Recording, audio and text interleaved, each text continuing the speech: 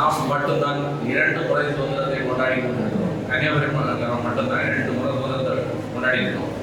நீங்க பாத்தீங்கன்னா திருவாங்கூர் சமஸ்தானத்துல கீழே ஆட்சி மொழி மலையாள ஆட்சி மொழியா இருக்கிற டைம்ல நம்ம கன்னியாகுமரி மாவட்டத்தை இவங்க ஒடுக்குமுறையினால் பல ஒடுக்குமுறைகளால் அது மொழி ரீதியாகவும் தொழில் ரீதியாகவும் பல ஒடுக்குமுறைகள் நம்மை துன்புறுத்தி வந்த காரணத்தினால் நாம் பல இன்னருக்கு ஆளாகி கொண்டிருக்கிறோம். அந்த 1948 காலகட்டத்தில் போராட்டம் துவங்க ஆரம்பித்த காலத்தில் தான் ஐயா மார்ஷல் நேசமணி அவர்கள் போராட்ட காலத்தில் குதித்து போராட்டத்தை முன்னெடுத்து வருகிறார். இந்த காலகட்டத்தில் தொடுவெட்டியில் நடந்த ஒரு மாபெரும் பேரணி 10,000க்கும் மேற்பட்ட நமது உடன்பிறப்புகள் கலந்து கொண்ட பேரணியில் பள்ளி மாணவர்களும் கல்லூரி மாணவர்களும் அதில் கலந்து கொண்டு அந்த பேரணியில் பெரும் கலவரம் ஏற்பட்டு காவல்துறையினர் கல்லறை நிறுத்தப்படுகிறது.